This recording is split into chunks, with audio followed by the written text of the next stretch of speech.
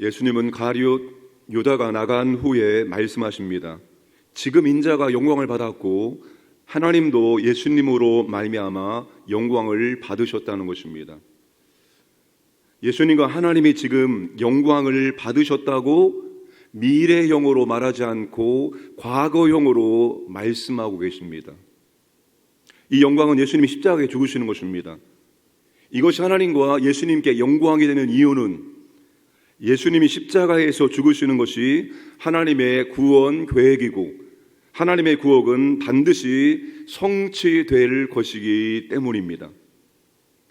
영광은 하나님의 뜻과 계획을 이루는 것입니다.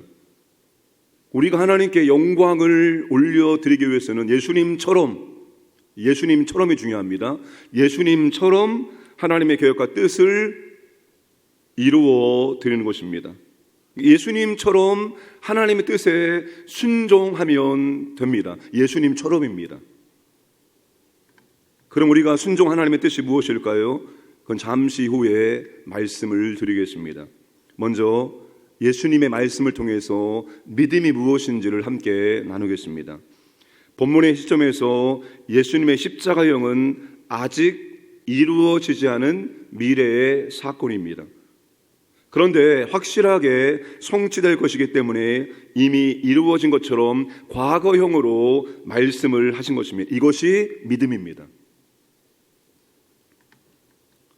여러분, 믿음이 무엇입니까? 믿음이 가장 중요합니다. 믿음이 있어야지만 구원받고 믿음이 있어야지만 모든 하나님의 은혜를 축복을 누릴 수 있고 믿음이 있어야지만 하나님의 뜻을 이룰 수 있기 때문입니다. 믿음이 우리에게는 어쩌면 가장 중요합니다. 구원받은 이후에 가장 중요한 것이 믿음입니다. 믿음은 히브리서 11장 1절에 바라는 것들의 실상이요 보이지 않는 것들의 증거라고 말씀합니다. 따라서 믿음은 아직 이루어지지 않았지만 이루어진 것처럼 생각하고 말하는 것입니다. 어떻게 말하는 것이 믿음일까요? 응답될 것입니다. 치료될 것입니다. 얻게 될 것입니다. 될 것입니다. 이건 믿음의 표현 아닙니다. 아직 이루어지지 않았지만 미래에 될 것이라고 말하기 때문입니다. 이건 믿음이 아닙니다.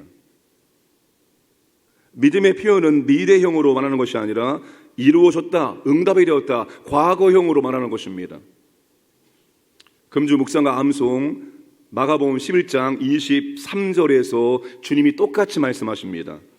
내가 진실로 너희에게 이르노니 누구든지 이 산더로 들리어 바다에 던져지라 하며 그 말하는 것이 이루어질 줄 믿고 마음에 의심하지 아니하면 그대로 되리라.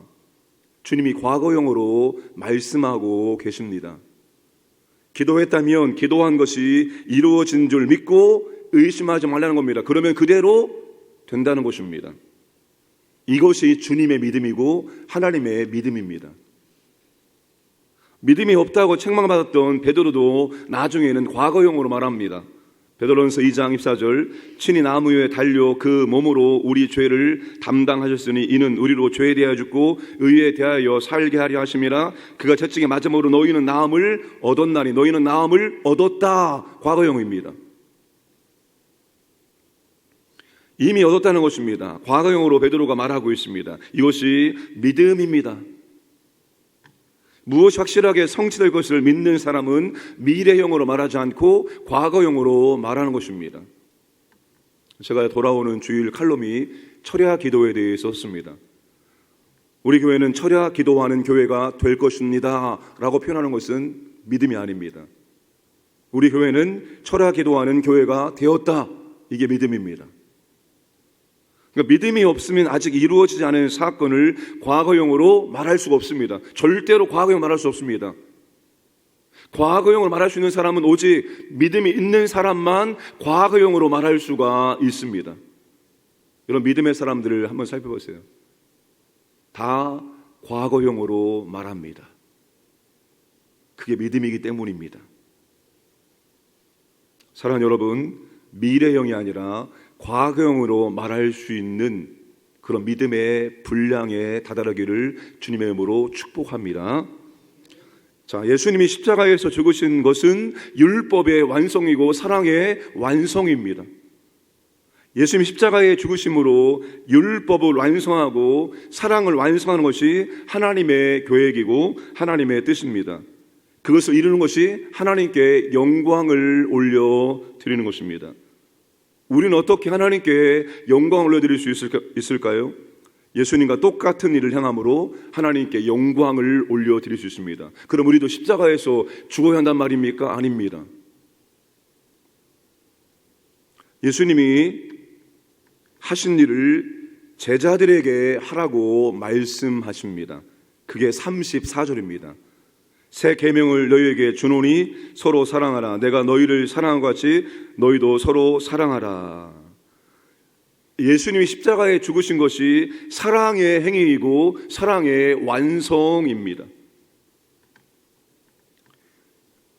주님은 사랑을 통해서, 사랑의 완성을 통해서 하나님께 영광을 올려드리셨습니다. 주님은 제자들에게, 그리고 오늘 우리들에게 주님이 하셨던 십자가 사랑을 통해서 하나님께 영광을 올려드리라는 것입니다. 지금 예수님이 십자가에서 죽으신 사랑과 서로 사랑하라는 사랑은 같은 사랑으로 보고 계신 것입니다. 여러분, 형제를 사랑하기 위해서는 반드시 자신이 죽어야 됩니다. 자신이 살아있는 사람은 절대로 형제를 위해서 죽을 수 없고 형제를 사랑할 수 없습니다. 십자가의 사랑과 형제 사랑은 그래서 동일한 사랑입니다. 그렇게 하면 어떻게 될까요? 35절에 너희가 서로 사랑하면 이로써 모든 사람이 너희가 내 제자인 줄 알리라. 예수님의 제자인 줄 알리라. 여러분, 예수님의 제자는 어떤 사람입니까? 우리가 제자라는 말을 너무나도 아주 가볍게 쉽게 사용하는데 제자라는 말은 가볍게 사용 안 합니다. 제자가 어떤 게 제자입니까? 학원의 선생님은 수강생은 만들어낼지라도 절대로 제자를 만들어낼 수가 없습니다. 제자는 대학의 교수만 만들어낼 수 있습니다. 스승과 제자의 관계가 뭡니까? 제자는 스승의 것을 그대로 보고 배우고 따라하는 사람입니다. 예수님의 제자는 예수님이 한 것을 그대로 보고 따라하는 사람입니다. 그리고 그것을 누군가에게 전수하는 사람, 가르치는 사람이 바로 예수님의 제자입니다. 만약에 예수님의 제자가 되기 위해서는 예수님의 십자가의 사랑을 행할 줄 알아야 됩니다. 너희가 서로 사랑하면 다른 사람이 세상에 너희가 나의 제자인 것을 알리라. 너희가 나의 제자인 것을 인정하리라입니다. 예수님의 제자라는 소리를 세상으로부터 들을 때 하나님께서 영광을 받으신다는 것입니다. 여러분, 굉장히 중요한 원리입니다. 예수님의 십자가의 사랑, 그것은 곧 형제의 사랑과 동일한 사랑입니다. 우리가 형제를 사랑할 때 우리가 십자가의 사랑을 베푸는 것이고, 그렇게 예수님처럼 할 때 우리가 비로소 예수님의 제자가 되어지고 우리가 비로소 하나님께 영광을 올려드리는 것입니다. 그래서 교회는 사랑의 공동체를 만들어 가야 합니다. 어떻게 교회가 사랑의 공동체를 만들 수 있을까요? 열심히 사랑하자 말해서 사랑의 공동체가 될 수 없습니다. 조직 자체를, 구조 자체를 사랑의 공동체가 될 수 있도록 구조를 만들어야 됩니다. 그것이 소그룹입니다. 제가 여러분, 소그룹 중심의 교회로 가야 한다라고 계속 반복해서 말하고 있습니다. 소그룹 중심의 교회가 뭡니까? 서로 사랑을 연습하고 사랑을 훈련할 수 있는 그런 소그룹을 만들어야 되고, 모든 성도가 다 소그룹 안에 들어가 있어야 된다는 겁니다. 여러분, 그렇게 교회의 구조가 소그룹이 되지 않고 사랑한다, 사랑해야 된다, 아무리 외쳐도 사랑할 수 없습니다. 사랑은 여러분 말로 되는 것이 아닙니다. 실제로 들어가서 부대끼면서 내 것을 내어주면서 사랑을 해야 되는 겁니다. 사랑을 연습하고 사랑을 훈련해야 되는 겁니다. 어느 날 갑자기 우리가 성령을 받아서, 어느 날 갑자기 성령 충만해서 내가 갑자기 180도 달라져서 내가 전에 못하던 것을 갑자기 하게 될 수 있는 것이 아닙니다. 믿음은 연습이고 훈련입니다. 그래서 믿음은 성장하는 것입니다. 작은 믿음이 큰 믿음으로, 연약한 믿음이 강한 믿음으로, 믿음은 여러분 변하고 성장하게 되어 있습니다. 풍성하게 되어 있습니다. 뭘 통해서? 믿음의 연습과 훈련을 통해서입니다.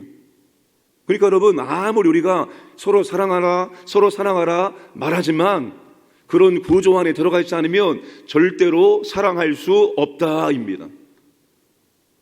그래서 교회가 소그룹 중심으로 가야지만, 그리고 내가 소그룹 안에 들어가야지만 사랑을 피워낼 수 있고 사랑을 연수받고 사랑을 훈련할 수 있습니다. 그러면서 내가 점점 사랑의 사람으로 변화되어지는 겁니다. 그렇게 하지 않고 아무리 기도만 열심히 한다고 해서 우리는 서로 사랑할 수 없다는 사실입니다. 그런 공간이 필요합니다. 왜 믿음이 안 자라고 왜 믿음이 약해질까요? 그런 연습의 공간이, 훈련의 공간이 없기 때문이에요.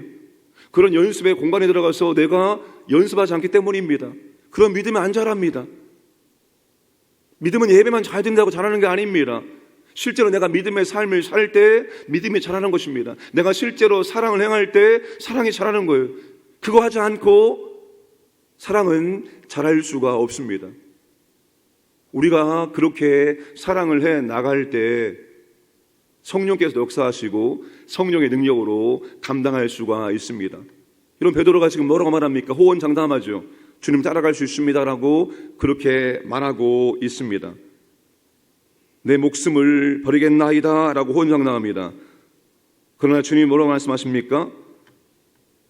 닭 울기 전에 내가 3번 나를 부인하리라.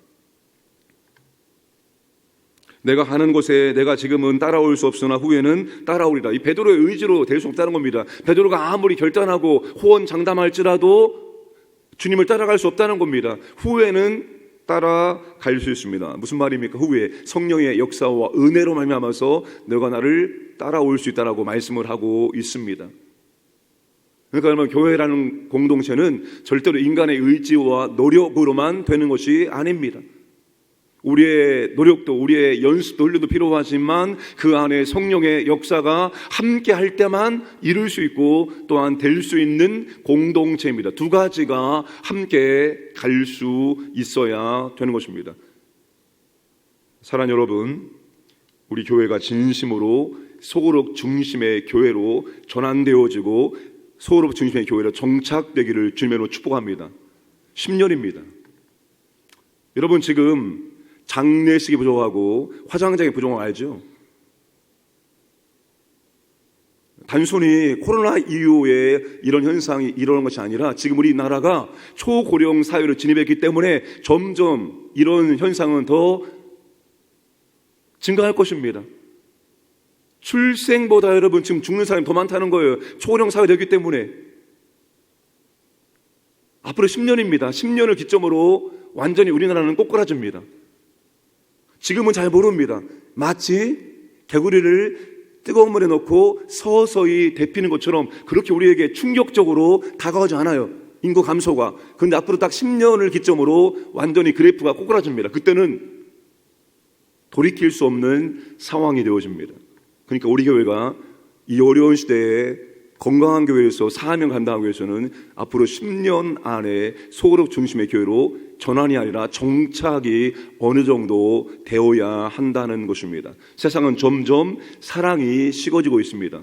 그게 말세의 증거잖아요. 사랑이 식어지는 거, 사랑이 없으면 말세의 증거입니다. 그러니까 교회는 더욱더 사랑의 공동체가 될 수 있도록 만들어 놓아야 됩니다. 그러면 사랑이 고픈 사람들이, 사랑이 없는 사람들, 사랑을 체험하기를 원하는 사람들이 교회로 오게 되어 있고 교회 안에 들어와서 사랑을 경험하면서 변화될 수가 있고 교회는 성장할 수가 있다는 사실입니다. 우리는 서로 사랑하기 위해서 그리고 이 말세를 감당하기 위해서 반드시 사랑의 공동체로 갈 수 있도록 교회가 그 방향으로 나아갈 수 있어야 됩니다. 그러면 하나님께 영광을 돌릴 수 있어야 됩니다. 그런 교회 되기를 주님의 이름으로 축복하고 기도해 주시기를 주님의 이름으로 부탁을 드립니다. 아버지 하나님 감사드립니다. 오늘 또 우리에게 하루를 선물 허락하시고 이 하루의 첫 시간을 깨워 말씀 듣고 기도할 수 있도록 은혜를 주심을 감사합니다. 우리가 아버지 하나님 말씀을 듣습니다. 그 말씀을 믿음으로 듣고 믿음으로 반응하고 믿음으로 기도할 수 있도록 은혜를 베풀어 주옵소서. 믿음은 미래형이 아니라 과거형입니다. 이루어질 것을 확신하기 때문에 과거형으로 말할 수 있는 것입니다. 우리가 과거형을 말할 수 있는 믿음의 사람 될 수 있도록 우리의 믿음을 더하여 주옵소서. 아버지 하나님, 우리가 아버지께 영광을 돌려드립니다. 그것은 예수님처럼 사랑을 행하는 것입니다. 서로 사랑하는 것, 그것이 우리가 십자가에서 사랑을 베푸는 것과 같습니다. 우리 교회가 서로 사랑할 수 있는 그런 공동체, 그런 구조를 만들어갈 수 있도록 은혜를 베풀어 주시기를 원하옵나이다. 그리함으로 사랑의 공체가 되어지고 성령 역사하는 그런 교회 될 수 있도록 은혜를 주셔서 더 많은 영혼들을 사랑하며 더 많은 영혼들을 구원하는 데 우리 교회를 사용하여 주옵소서. 오늘도 아버지 하나님, 광연의 모든 가족들, 가정, 직장, 사업장, 또 자녀들, 재산 모든 것들을 보호하여 주시기 원합니다. 하나님의 은혜와 사랑을 경험하고 또 하나님께 감사하는 삶을 살기를 원합니다. 새벽을 깨워 기도하는 주님의 자녀들에게 주님께서 은혜를 더하시고 그들의 간절한 기도를 믿음으로 드릴 때 아버지 하나님 응답하여 주옵소서. 이 나라 가운데 하나님의 자비와 긍휼을 허락하여 주옵소서. 감사드리며 모든 말씀 예수님의 이름으로 기도드리옵나이다. 아멘.